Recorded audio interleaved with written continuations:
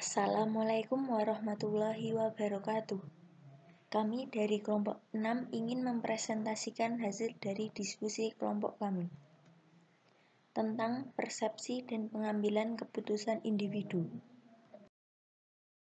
dengan anggota Risma Fatimah, Dewi Ayu Safitri, dan Regita Elianisa. Pengertian persepsi.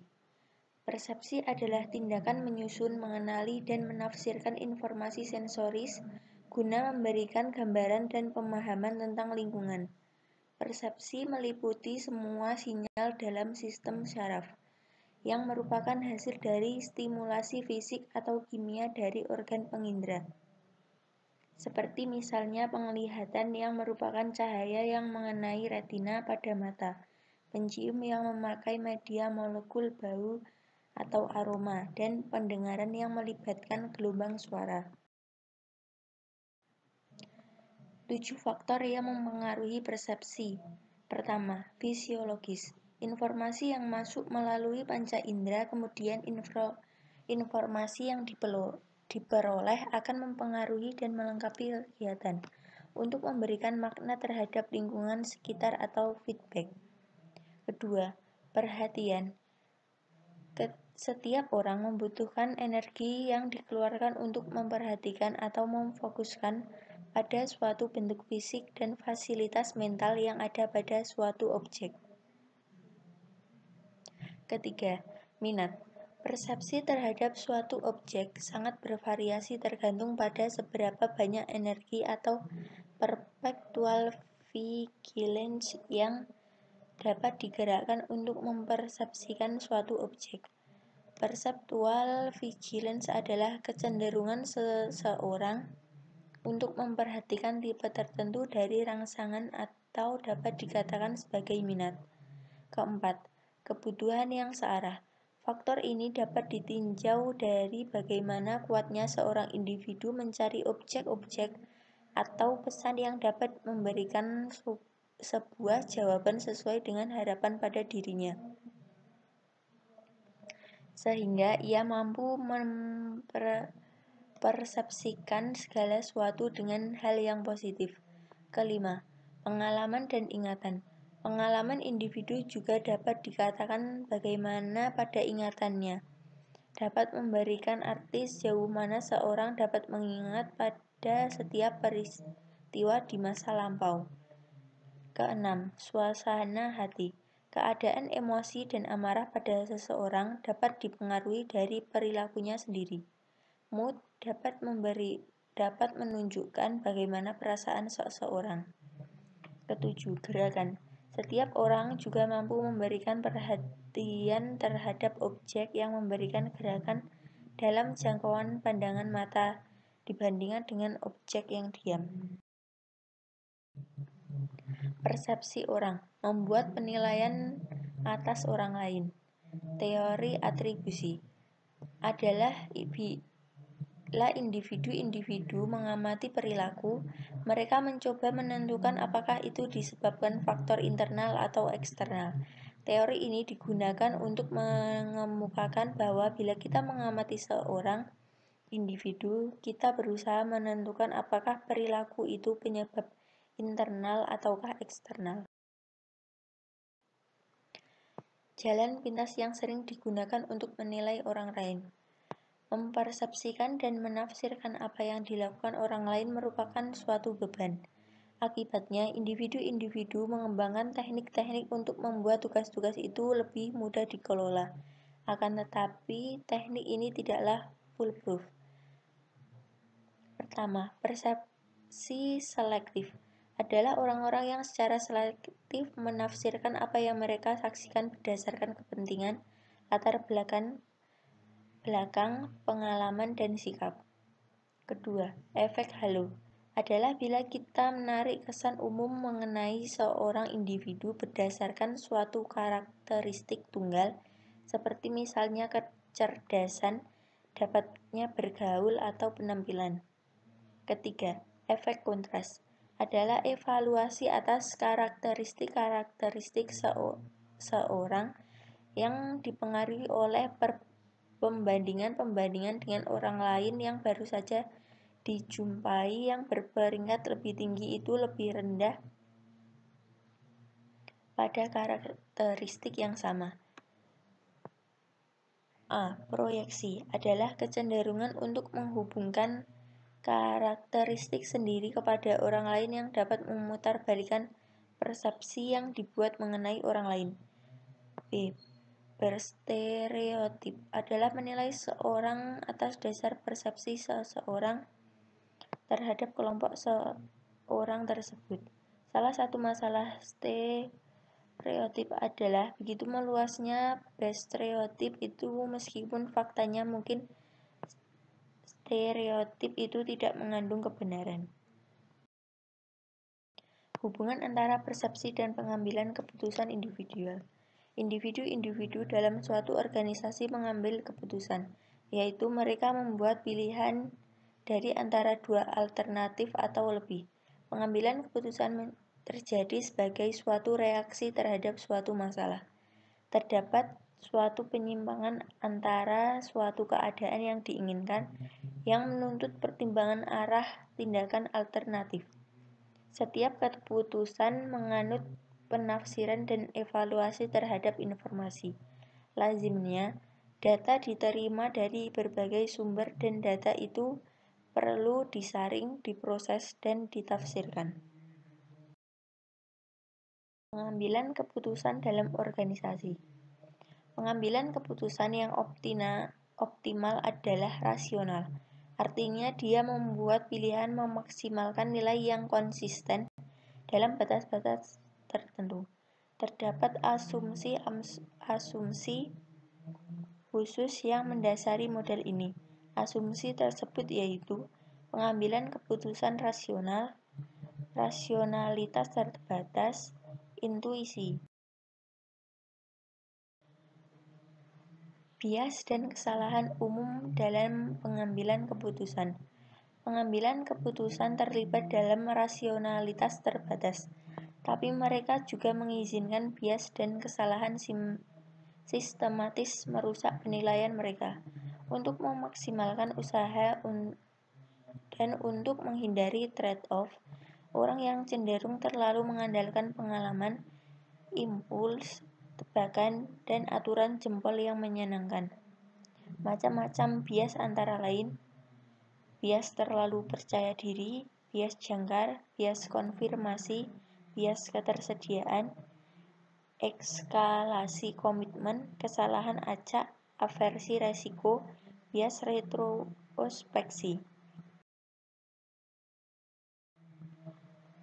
Pengaruh dalam pengambilan keputusan. Perbedaan individu dan batasan organisasi. 1. Perbedaan individu.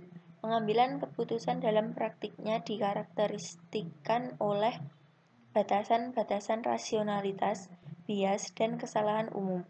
Penggunaan intuisi perbedaan-perbedaan juga menciptakan deviasi dan model.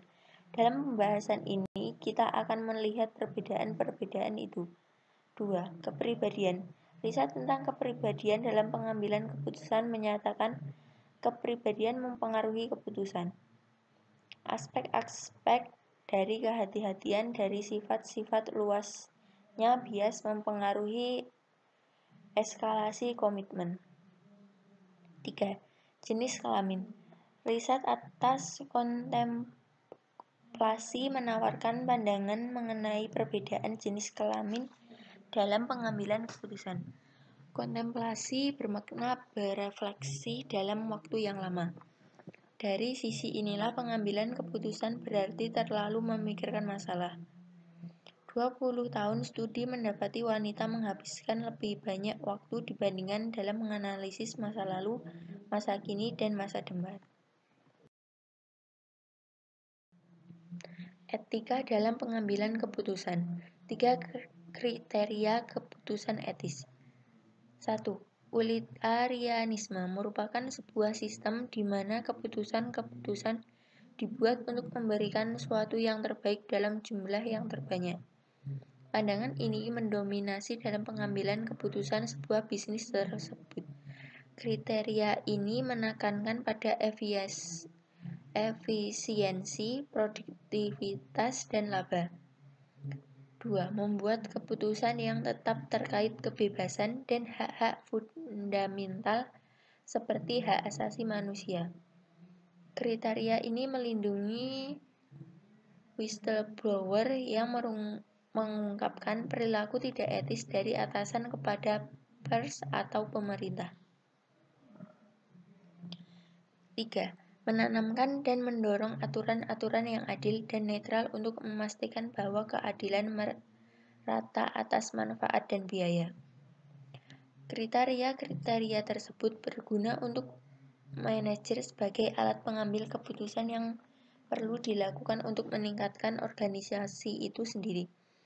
Tapi semakin meningkat, para peneliti beralih kepada etika perilaku merupakan sebuah studi yang menganalisis bagaimana orang sebenarnya berperilaku ketika dikonfrontasikan dengan dilema etis. Standar etika ada secara organisasi dan individu, akan tetapi kadang seorang melanggar standar dirinya sendiri. Perilaku etis juga semakin berkembang. Kreativitas, pengambilan keputusan kreatif dan inovatif dalam organisasi. Dalam suatu organisasi, kreativitas sebagai pengambil keputusan untuk mendapatkan ide-ide yang akan memajukan organisasi ke depannya. Kreativitas mempunyai artian kemampuan untuk menghasilkan ide-ide inovatif dan berguna. Ada 3 tahap kreativitas dalam organisasi. 1. Perilaku kreativitas. Formulasi masalah merupakan tahapan perilaku kreatif yang melibatkan identifikasi masalah atau peluang yang memerlukan solusi yang belum diketahui. Pengumpulan informasi adalah tahapan ketika solusi-solusi yang mungkin atas suatu masalah diinkubasikan dalam pikiran individu. Dalam mengumpulkan informasi juga membutuhkan waktu untuk belajar serta memprosesnya. Pemunculan ide merupakan proses pengembangan solusi-solusi yang mungkin atas suatu masalah yang dari informasi dan pengetahuan yang relevan. Evaluasi ide adalah proses mengevaluasi solusi-solusi potensial untuk mengidentifikasi yang terbaik. Ketika mengevaluasi data biasanya dilakukan oleh orang yang bukan memunculkan sebuah ide.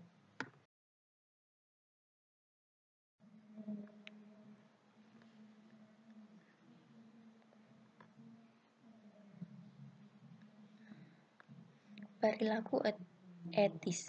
Potensi kreatif biasanya orang yang cerdas memiliki kreativitas yang tinggi dikarenakan dapat memecahkan sebuah masalah yang terjadi. Karena seorang yang memiliki kecerdasan umumnya dapat mengingat informasi-informasi yang diperoleh sehingga dapat memunculkan suatu kreativitas. Orang-orang yang memiliki kepribadian kreatif juga memiliki kepribadian proaktif, percaya diri, mengambil resiko, toleransi, dan daya tahan. Seorang juga memerlukan keahlian dalam menemukan kreativitas. Lingkungan kreatif mempengaruhi terdapat kreativitas yang telah diciptakan karena ketika mempunyai ide-ide kreatif tapi tidak bisa menampilkannya, tentu seseorang akan mengalami kesulitan, sehingga perlu adanya lingkungan agar kreativitas dapat direalisasikan. Faktor-faktor lingkungan yang mempengaruhi kreativitas seperti motivasi untuk menjadi kreatif, lingkungan organisasi yang mendukung, budaya masyarakat, sikap kepemimpinan, juga keragaman dalam sebuah organisasi. 3. Keluaran dari kreatif. Tahap terakhir dari kreativitas adalah hasil atau pencapaian akhir. Tetapi tidak semua dapat menemukan kreativitas dan inovatif. Terkadang juga ada yang memiliki ide tapi tidak disampaikan. Manajer juga tidak selalu menerima ide kreatif baru yang ada. Keluaran dari kreatif adalah ide-ide yang dinilai baru dan berguna oleh pemangku kepentingan yang relevan. Pembaharuan tidak dapat menjadi kreatif bila tidak berguna. Sekian dari kelompok kami. Terima kasih. Wassalamualaikum warahmatullahi wabarakatuh.